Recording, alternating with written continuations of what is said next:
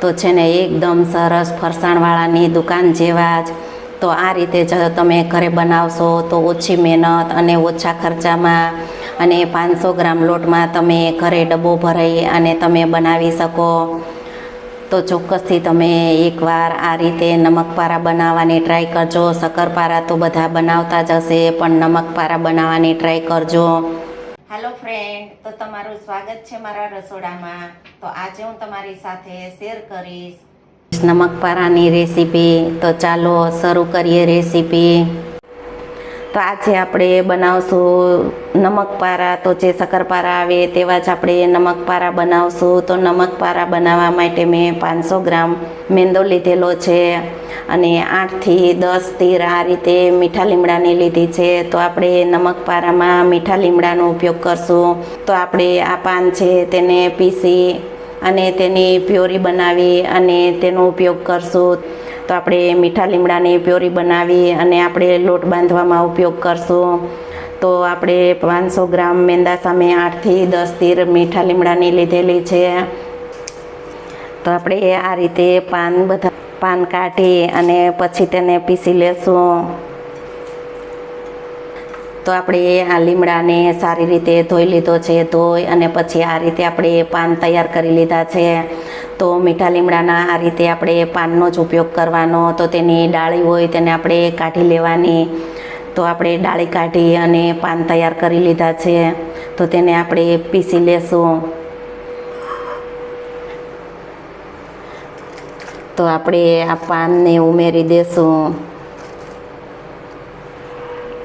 તો પાનમાં આપણે અડધા કપ જેવું પાણી ઉમેરીશું. અડધા કપ પાણી ઉમેરી અને તેની પ્યોરી તૈયાર કરીશું. તો આપણે આ મીઠા લીમડાની પ્યોરી બનાવવામાં જો તમારે તીખા નમકપારા બનાવવા હોય તો તમે આદુ મરચુંનો પણ ઉપયોગ કરી શકો. મેં આદુ મરચુંનો ઉપયોગ નથી કરેલો. આપણે ખાલી મીઠા લીમડાની જ પ્યોરી બનાવશું. એ જે મીઠા લીમડાના પાન છે તેને પીસી અને તેની આ રીતે આપણે પ્યોરી તૈયાર કરી લીધી છે. એ નમકપારાનો લોટ બાંધી લઈશું.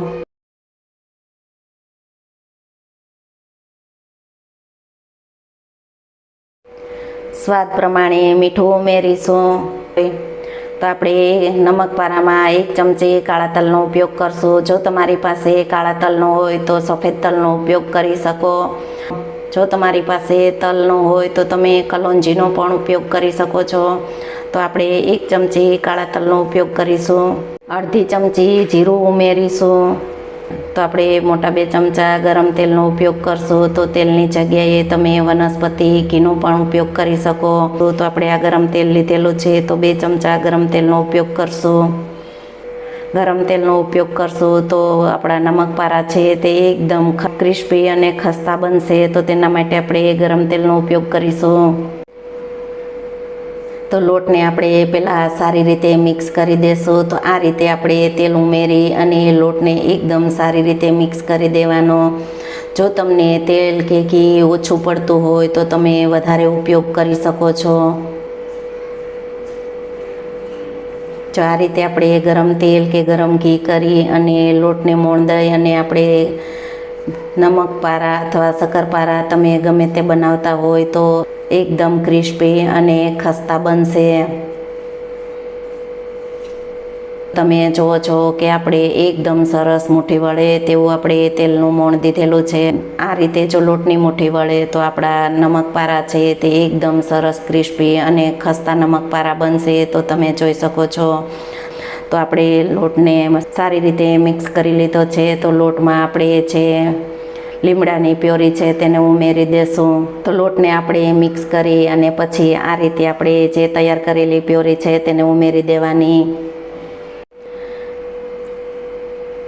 તો આપણે બધી જ પ્યોરીને ઉમેરી દીધી છે. પ્યોરી ઉમેરી અને આપણે લોટને પહેલાં સારી રીતે મિક્સ કરી લેશું અને જરૂર પ્રમાણે આપણે પાણીનો ઉપયોગ કરશું.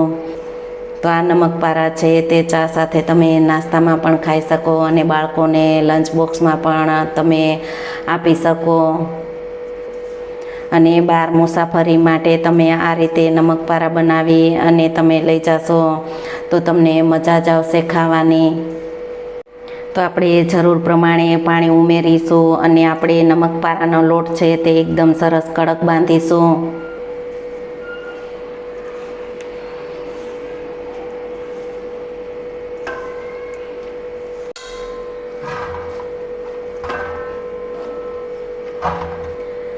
તો તમે જુઓ છો કે આપણો નમકપારાનો લોટ છે તે એકદમ સરસ કઠણ એવો આપણે બાંધી લીધો છે. તો આ રીતે ચોલ કઠણ લોટ બાંધી અને તમે નમકપારા કે શક્કરપારા બનાવશો તો એકદમ સરસ ખસ્તા બનશે અને ફરસાણવાળાની દુકાન જેવા જ બનશે. તો આપણો લોટ બાંધી અને તૈયાર છે. તો તેને આપણે તેલવાળો કરી અને 10 મિનિટ રેસ્ટ આપી દેશું.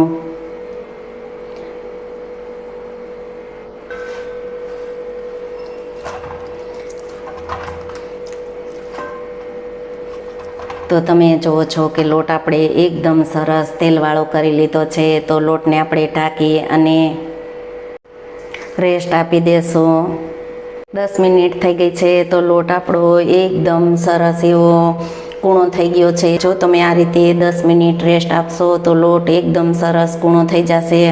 તો તેની આપણે મોટી રોટલી વણી અને પછી તેનું આપણે કટિંગ કરી લેવાનું.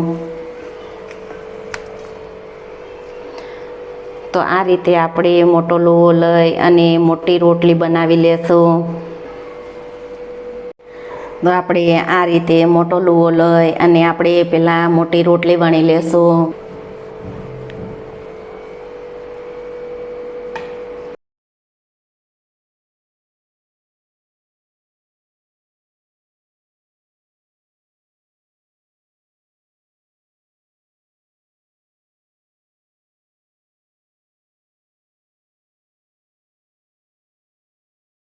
લોટ આપણો એકદમ પરફેક્ટ એવો જ બાંધેલો છે.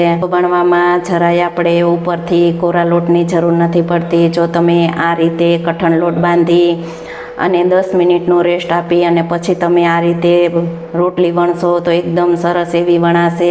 તો આપણે જે આ નમકપારા છે તેની રોટલી છે તે એકદમ સાવ પતલી નથી કરવાની. તો આટલી આપણે જાડી રાખીશું. જાડી હશે તો નમકપારા એકદમ સરસ ખસ્તા બનશે. તો આપણી રોટલી છે તે એકદમ સરસ પરફેક્ટ એવી જ બની અને તૈયાર છે.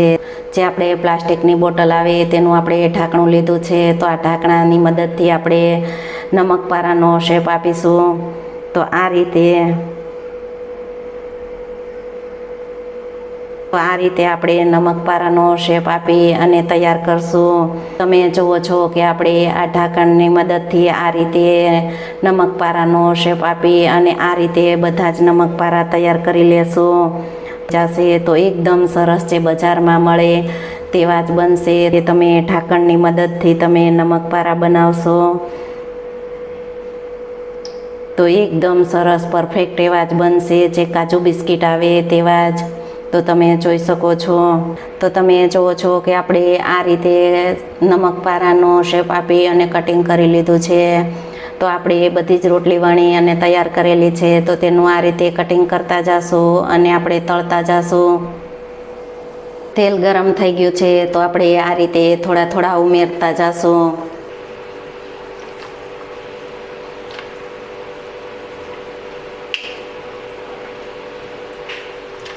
આપણે આ નમકપારા છે તેને મીડિયમ ટુ સ્લો ગેસની ફ્લેમ ઉપર તળીશું. તો તેને હાઈ ગેસની ફ્લેમ ઉપર આપણે નથી તળવાના.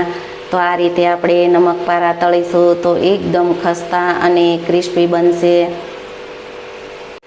આપણે ગોલ્ડન બ્રાઉન કલરના થાય તેવા તળી લેશું. ગોલ્ડન બ્રાઉન કલરના થશે એટલે એકદમ સરસ ક્રિસ્પી થઈ જશે. તો આપણે વચ્ચે વચ્ચે આ રીતે તેને ઉપર નીચે પલટાવતા રહેશું. તો તમે જુઓ છો કે આપણે જ્યાં નમકપારા છે તે એકદમ સરસ ગોલ્ડન બ્રાઉન કલરના થઈ ગયા. તો તમે જોઈ શકો છો કે આપણા નમકપારા છે તે એકદમ સરસ ગોલ્ડન બ્રાઉન કલરના થઈ ગયા છે અને એકદમ સરસ ઉપરથી ક્રિસ્પી એવા. તો તમે જોઈ શકો છો. તો છે ને એકદમ સરસ જે ફરસાણવાળાની દુકાનમાં મળે તેવા જ. તો ચોક્કસથી તમે એકવાર આ રીતે નમકપારા બનાવવાની ટ્રાય કરજો.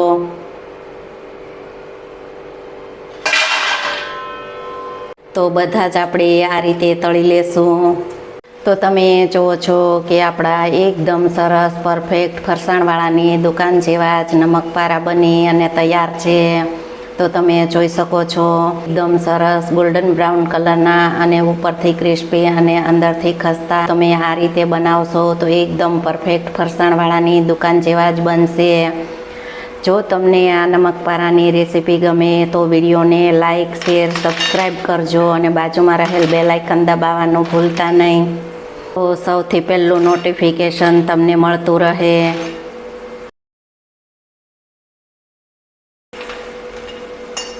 તો છે ને એકદમ સરસ ક્રિસ્પી અને કુરકુરા નમકપારા જે ફરસાણવાળાની દુકાનમાં મળે તેવા જ। તો તમે સાતમ આઠમ છે, દિવાળીનો તહેવાર છે, તો તહેવારમાં તમે આ રીતે બનાવી અને મહિનાઓ સુધી સ્ટોર કરી શકો। તો એકદમ સરસ ફૂલેલા અને તો તમે જોઈ શકો છો કે છે ને એકદમ સરસ ક્રિસ્પી અને ઉપરથી ક્રિસ્પી અને અંદરથી એકદમ સરસ ખસ્તા નમકપારા ઉપર તમે ચાટ મસાલો છાંટી અને ખાશો તો તમને મજા જ આવશે। બનાવશો તો નાના બાળકોને પણ મજા આવશે। તો છે ને એકદમ સરસ ફરસાણવાળાની દુકાન જેવા જ। તો આ રીતે જ તમે ઘરે બનાવશો તો ઓછી મહેનત અને ઓછા ખર્ચામાં અને 500 ગ્રામ લોટમાં તમે ઘરે ડબ્બો ભરાઈ અને તમે બનાવી શકો। તો ચોક્કસથી તમે એકવાર આ રીતે નમકપારા બનાવવાની ટ્રાય કરજો। શક્કરપારા તો બધા બનાવતા જ હશે, પણ નમકપારા બનાવવાની ટ્રાય કરજો। તો આ નમકપારાની રેસીપી તમને કેવી લાગી તો ચોક્કસથી તમે કમેન્ટ કરજો। છે ને એકદમ સરસ, આ જોતાં જ તમને ખાવાનું મન થઈ જશે અને મોઢામાં પાણી આવી જશે।